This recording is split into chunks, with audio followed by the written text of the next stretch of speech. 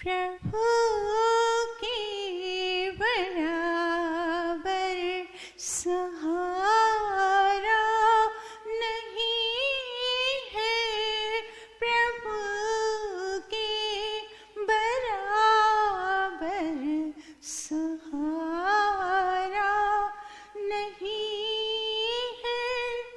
ही तो और कोई हमारा नहीं है, प्रभु के बराबर सहारा नहीं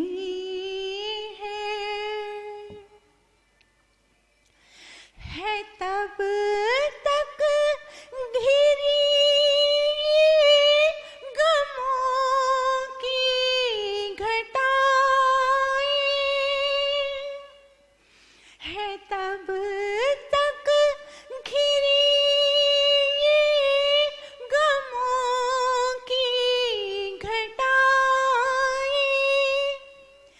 हुआ उसका जब तक इशारा नहीं है, हुआ उसका जब तक इशारा नहीं है, प्रभु के बराबर सहारा नहीं है। ही तो और कोई हमारा नहीं है, प्रभु के बराबर सहारा नहीं है। उसे भूल जाए तो हम भूल जाए, उसे भूल जाए तो हम भूल जाए। कभी उसने हमको बिसारा नहीं है, कभी उसने हमको बिसारा नहीं है, प्रभु के बराबर सहारा नहीं है। ही तो और कोई हमारा नहीं है, प्रभु के बराबर सहारा नहीं है।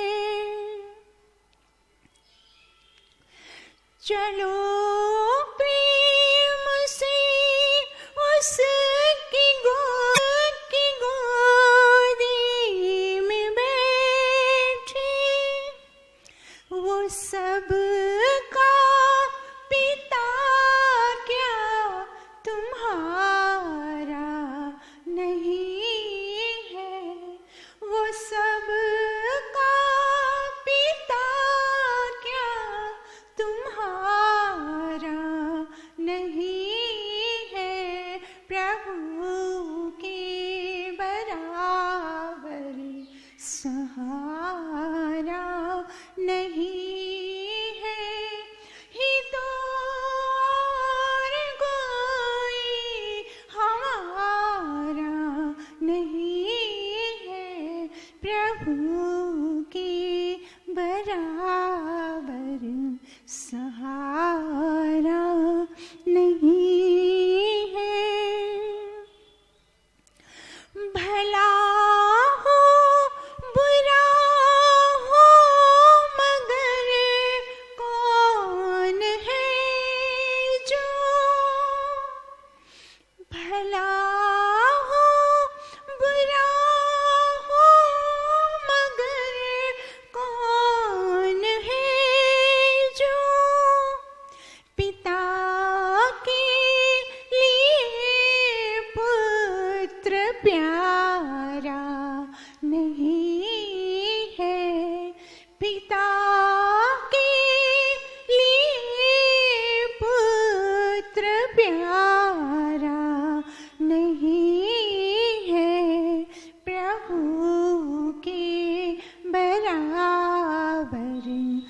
सहारा नहीं है हित और कोई हमारा नहीं है, प्रभु के बराबर सहारा नहीं है। समय है तू आजा प्रभु की शरण में,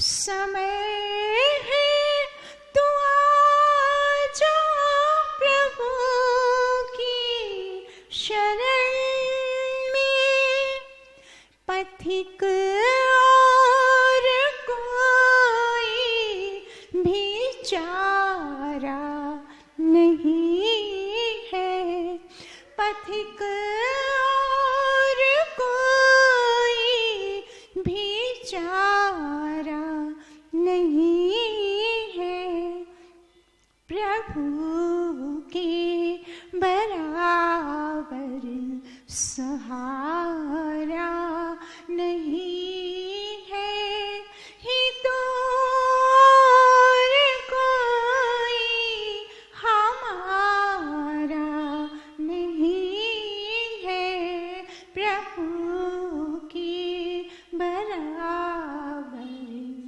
सहारा नहीं है।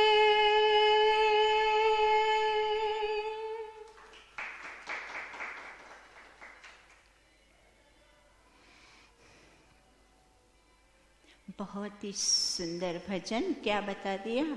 प्रभु के बिना कोई सहारा नहीं, प्रभु के बराबर। अब देखें, इसमें संसार की वास्तविकता इस दो पंक्तियों में पूरी की पूरी बता दी। अब संसार के जितने भी भौतिक पदार्थ हैं और भौतिक रिश्ते नाते हैं, वो कुछ हद तक तो हमारा सहारा बनते हैं, हमें उपयोग में आते हैं, पर परमपिता परमेश्वर प्रभु जैसे बराबर सहारा वो नहीं दे सकते। क्यों? क्योंकि भौतिक पदार्थ, जड़ और चेतन रिश्ते नाते वो सब क्या है? अल्पज्ञ है और स्वार्थी भी हैं। संसार के रिश्ते नाते स्वार्थी भी हैं, इसीलिए वो हमें पूर्ण रूप से हमारा सहारा नहीं बन सकते। परमपिता परमेश्वर सर्वज्ञ है, हर प्रकार से सामर्थ्यवान है, वो हमारी हर तरह से हमारी रक्षा कर सकता है, हमारा कल्याण कर सकता है और हमारा नहीं, वह स्वभाव से निस्वार्थी है, इसीलिए सबके लिए वो परोपकार करता रहता है। इसीलिए बता दिया कि परमात्मा जैसा, प्रभु जैसे के बराबर कोई सहारा नहीं। अब दुनिया के लोग क्या करते हैं? संसार के लोग भौतिक पदार्थों में, सुख में, उसके सुख में रचे पचे रहते हैं। दुनिया के जो रिश्ते नाते हैं उनके आकर्षणों में वो बहुत सारा उनको आकर्षण रहता है, उसी में ही वो भौतिक पदार्थों में और रिश्ते नातों में अपनी सारी शक्ति, सारा समय, सब कुछ उसी में ही लगा देते हैं और परमपिता परमेश्वर में उनकी रुचि नहीं, कोई आकर्षण नहीं। क्यों नहीं आकर्षण? क्योंकि परमात्मा का जो सुख है, जो आनंद है, वो भौतिक पदार्थों की तरह प्रत्यक्ष भोग में जैसे लोग भोगते हैं वो दिखता नहीं। ईश्वर स्वयं भी दिखता नहीं और उसका सुख भी दिखता नहीं, इसीलिए लोगों को उसमें रुचि उत्पन्न होती नहीं। जो व्यक्ति वेदों शास्त्रों को पढ़ता है फिर उसको, और जैसे ये ऋषि मुनियों के जो हमें ये वैदिक विद्या, ये योग आदि सीखते हैं, तब तो फिर उसको समझ आता है। अब ईश्वर में सुख है, आनंद है, वह अथर्ववेद के मंत्र में हमें अच्छे से बता दिया है। रसेन तृप्तो न कुतश्च नोनः। अब इस मंत्र में क्या बता दिया है? रसेन तृप्तो न कुतश्च नोनः। परमपिता परमेश्वर रस से परिपूर्ण है, उसमें कहीं से कोई कमी नहीं। वो ऐसे जैसे फल और मिठाई में सुख है, आनंद है, वैसे ही ईश्वर में सुख है, आनंद है। एक अन्य मंत्र में बता दिया कि ईश्वर के एक पाद में ये समस्त सारी सृष्टि है और अन्य जो शेष 3 पाद है वो केवल आनंद रस से युक्त है। इतना सारा आनंद ईश्वर में है। अब यह आनंद जो योगी जन है वो तो अनुभव करके बताते हैं, जैसे सामान्य व्यक्ति फल मिठाई खा के उसके अनुभव से बताता है कि इसमें सुख है, वैसे योगी जन परमात्मा का अनुभव करके बता देते हैं। जैसे महर्षि व्यास ने वेदांत दर्शन के प्रथम अध्याय और प्रथम सूक्त में क्या बता दिया? आनंदमय अभ्यासात, अर्थात ईश्वर आनंद से परिपूर्ण है, पर वो आनंद तब प्राप्त होता जब उसका अभ्यास किया जाए। तो जब व्यक्ति अभ्यास करता है तब उसका ईश्वर को मूल्य समझ में आता है। जब उसको ईश्वर का मूल्य समझ में आता है कि ईश्वर हमारे लिए कितना लाभदायक है, कितना सुखकारी है, फिर उसको ईश्वर में रुचि उत्पन्न होती है। और जब रुचि उत्पन्न होती है तब वो उसके लिए समय निकालता है, उसके लिए शक्ति और बुद्धि का उपयोग करके फिर ईश्वर के सुख और आनंद को प्राप्त भी कर लेता है। और इस जीवन में ईश्वर का सुख और आनंद प्रकार प्राप्त करके सुखमय, शांतिपूर्ण, आनंदपूर्ण, प्रसन्नतापूर्ण ये जीवन व्यतीत करता है और आगे मोक्ष का सुख भी प्राप्त कर लेता है। तो आज हम एक ऋग्वेद का छोटा सा मंत्र करते हैं।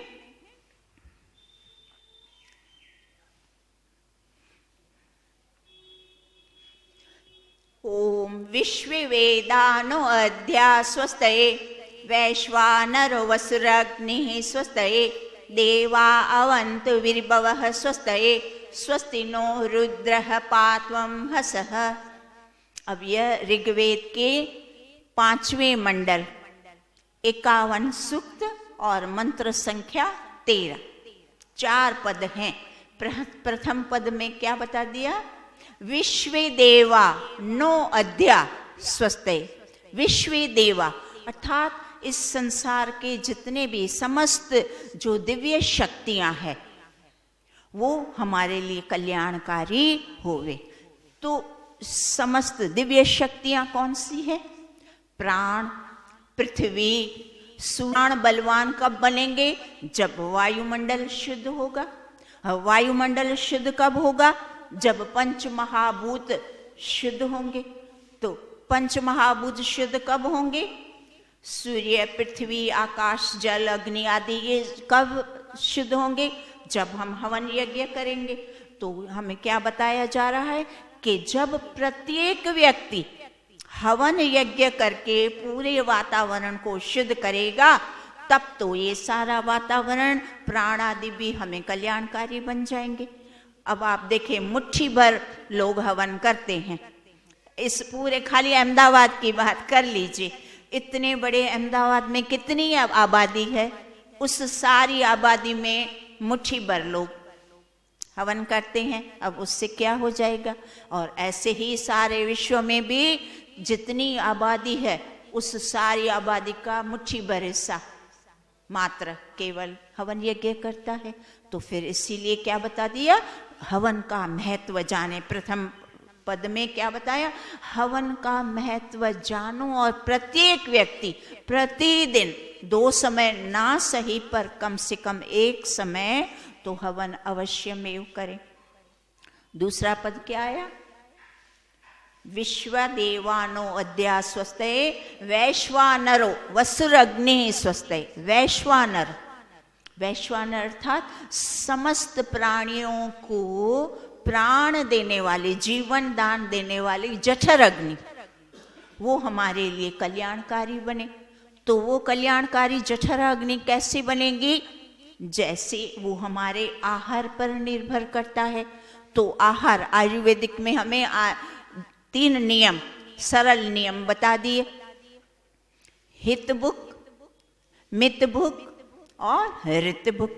हितभुक अर्थात हितकारी, हितकारी अर्थात सुपाच्य, सिंदिग्ध अर्थात चिकनाई युक्त घी आदि मिला हुआ कोरा लूखा भोजन नहीं, और गरम गरम ताज़ा भोजन समय के अनुसार भोजन किया जाए। और मितभुक, मितभुक अर्थात न अधिक और न कम, अर्थात जो 4 हिस्से हैं हमारे पेट के, आंतरिक के, उसमें से 2 हिस्से तो ठोस आहार जैसे रोटी, चावल, अनाज, सब्जी आदि खाना, और बाकी 1 हिस्सा जो भोजन का, उसमें कुछ भी रस अर्थात सूप हो सब्जी का, दाल हो, छाछ हो, दही हो आदि इस तरह का द्रव्य पदार्थ। 3 पदार्थ हो गए, 3 हो गए हिस्से, और 1 हिस्सा खाली छोड़ना, इसको कहते हैं मितभुक। 1 हिस्सा पानी और वायु के लिए खाली छोड़ना, और 3 हिस्सों को इस तरह से भोजन से भरना, ये है मितभुक। और ऋतभुक अर्थात जो ऋतुओं में जैसे फल, सब्जियां, अनाज उत्पन्न हो वैसा करना। अब आजकल तो क्या हो रहा है, जिसको भिंडी पसंद है वो 12 ही महीना भिंडी खाता है, जिसको गोभी पसंद है वो 12 ही महीना गोभी खाता है। तो वो स्वास्थ्य के लिए ठीक नहीं, भले मिले बाजार में वो स्टोरेज किया हुआ आपको मिलेगा, पर वो हमारे हितकारी नहीं है। जो जैसे गर्मियों में भिंडी है तो बस गर्मी में खा लो, सर्दियों में गोभी है तो सर्दियों में खा लो बस, फिर उसको आगे आगे उसको वो रखा हुआ वो नहीं खाना। तो इसलिए क्या बता दिया, ऋतभुक। और ऋतभुक का एक और भी अर्थ है कि ईमानदारी से, सच्चाई से, मेहनत मशक्कत से, परिश्रम से कमाया हुआ अन्न को हम ग्रहण करें। तो इस तरह से जठराग्नि हमें तब लाभकारी होगी। फिर वसुर अग्नि अर्थात वसु, हमको बसाने वाला, सारे प्राणियों को बसाने वाला प्रजापालक परमपिता परमेश्वर, उसने हम सबको अपने अंदर और बाहर बसाकर वो हमारे कल्याण अर्थात हमारी रक्षा करता है। अंदर और बाहर दोनों जगह रक्षा करता है। वो कैसे? तो जैसे देखिए, एक पानी का भरा डोल है, बाल्टी, उस बाल्टी में एक मिट्टी का ढेला पड़ा है, तो उस मिट्टी के ढेले के अंदर कण कण में भी पानी है और बाहर भी पानी है। इसी प्रकार हम सब के अंदर भी ईश्वर है और बाहर भी ईश्वर है, दोनों अंदर और बाहर इस तरह सर्वव्यापक, मिट्टी के ढेले के समान। समझ में आ रहा है? वरना हम बार बार तो ये बात बोल देते हैं कि ईश्वर सर्वव्यापक है, ईश्वर कण कण में है, पर वो हम गहराई से चिंतन नहीं कर पाते। खिला पड़ा है, उसके अंदर भी पानी है, बाहर भी पानी है, बस उसी प्रकार ईश्वर सर्वव्यापक है।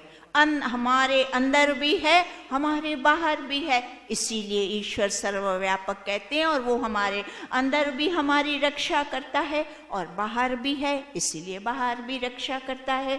तो क्या बता दिया कि ईश्वर सबका पालक हमारी इस तरह से रक्षा करता है। अब तीसरा पद कौन सा आया?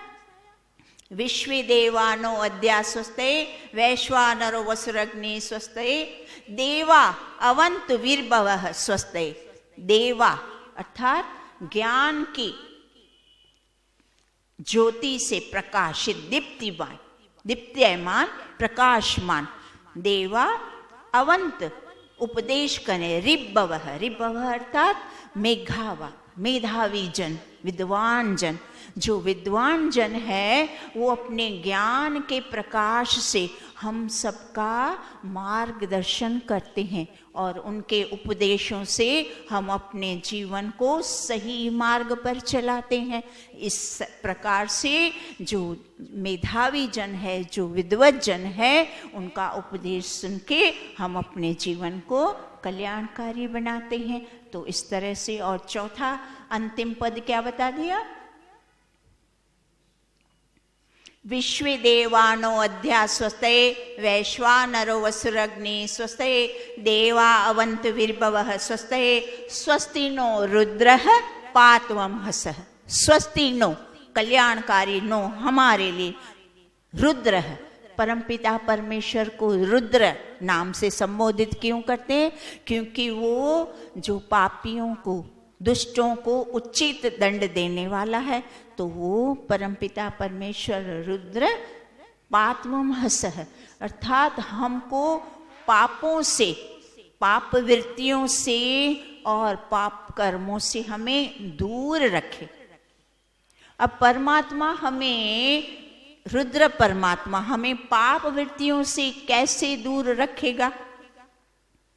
अंदर से जब हम कोई कार्य अभी किया नहीं, विचार करते हैं, शुभ कार्य का विचार करते हैं, तो हमें सुझाव देकर, प्रेरणा देकर हमें सूचित करता है, हाँ यह कार्य करो, इसमें तुम्हारा भी भला है और सर्व का भला है।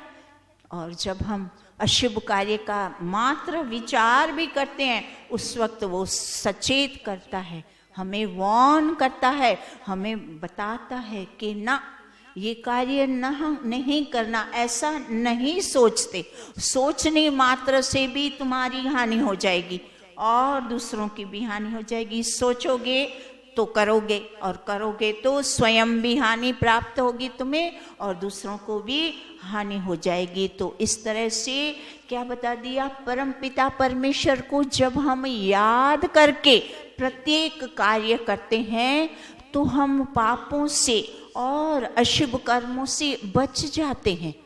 हमारी जो वृत्ति होती है वो सात्विक बनती है, हम प्रकृति के रजस और तमस वृत्तियों से दूर हो जाते हैं। इसीलिए ईश्वर को हमेशा अपने ध्यान में रखना, याद रखना। ये जो हम बार बार कहते हैं ना, ईश्वर का ध्यान, ईश्वर का ध्यान प्रातः और सायं संध्या तो करते हैं, पर उसके पश्चात जो इतने सारे घंटे हम संसार में व्यवहार करते हैं, उस समय ईश्वर का ध्यान करने का तात्पर्य है उसको हमें ध्यान में रखना, उसके रुद्र स्वरूप को। क्या कि हाँ, परमपिता परमेश्वर रुद्र स्वरूप रुलाने वाला है, यथा उचित हमारे कर्मों का फल देने वाला है। अगर हम अशुभ कर्म करेंगे तो दंड आएगा, दुख फल अवश्य आएगा, और हम में से कोई भी दुख भोगना नहीं चाहता। तो इसीलिए जब ईश्वर का ध्यान, ईश्वर का स्मरण हमारे मस्तिष्क में व्यवहार काल में भी हर समय ध्यान में ईश्वर रहता है, फिर हम बुरे कर्मों से, अनुचित कर्मों से, पाप कर्मों से बच जाते हैं। हमारा जीवन निर्दोष और निष्पाप बन जाता है। इस प्रकार से ईश्वर हमारा कल्याण करता है, हमें बचाता है। कितनी सुंदर बात बता दी। और ये सारी बातें मनुष्य को कब समझ में आती है? अब यह सारी बात ईश्वर के ये सारे विधि बनाएगा, वैसा विचार करेगा, वैसा व्यवहार करेगा, वैसे कर्म करेगा, तो फिर वो ईश्वर के लाभ को प्राप्त कर पाएगा। इस जीवन में भी लाभान्वित होगा। ईश्वर से संबंध बनने में लाभ ही लाभ है। मनुष्यों से और भौतिक पदार्थों से कुछ अंश में, आप सोचे, कोई भी मनुष्य, कोई भी रिश्ता या कोई भी भौतिक पदार्थ, हीरा मोती, सोना चांदी, खाद्य पदार्थ, वस्त्र आदि, क्या हमें 100% सुख दे सकते हैं? नहीं दे सकते। और ईश्वर हमें 100% सुख दे सकता है। क्यों? क्योंकि वो सामर्थ्यवान है, वो सर्वज्ञ है, वो निस्वार्थी है, और भौतिक जो रिश्ते नाते हैं वो अल्पज्ञ, उनमें सामर्थ्य ही नहीं। वो चाहे तो भी हमारा पूरा लाभ हमें नहीं दे पाएंगे। वो स्वयं को नहीं दे पाते तो दूसरों को क्या देंगे। इसीलिए ईश्वर से संबंध बनाना आज का भजन और आज का मंत्र। ईश्वर के बराबर कोई सहारा नहीं। और यह वेद के मंत्र का जो हम भाव पढ़ लेते हैं, इतना सुंदर भाव क्या बता दिया। हे दिव्य गुण संपन्न, हे दिव्य गुण संपन्न विश्वदेव, विश्व की समस्त दिव्य शक्तियां आपकी कृपा से सतत हमारा कल्याण करती रहे। हमारे मनों में दिव्य गुण हों, शरीर में वैश्वानर अग्नि स्वास्थ्य का कारण बने। ज्ञानी मेधावी जन विद्वानों का संपर्क हो। हमें हमेशा विद्वानों के संपर्क में, विद्वानों की संगति में बने रहना चाहिए। रुद्र रूप प्रभु का स्मरण पापों से हमें बचाए। हम देव श्रेणी में आ जावें, खल श्रेणी में, दुष्टों की श्रेणी में न आवे। अब हम खल श्रेणी अर्थात मूर्खों की श्रेणी में और दुष्टों की श्रेणी में कब नहीं आएंगे, जब हम वेदों का अच्छी तरह से स्वाध्याय करके और फिर ध्यान स्मरण करके व्यवहार काल में भी ईश्वर को ध्यान में रखेंगे, फिर हम दुष्ट कर्मों से बच जाएंगे। ओम द्यौ शांतिरंतरिक्षं शांति, पृथ्वी शांति, रापः शांति, रोषधयः शांति, वनस्पतयः शांतिर्विश्वे देवा शांति, ब्रह्म शांति, सर्वं शांति। शांतिरेव शांति सामा शांतिरेधि। ओम शांति शांति शांति। सर्वेभ्यो नमः। आप सबका बहुत बहुत धन्यवाद।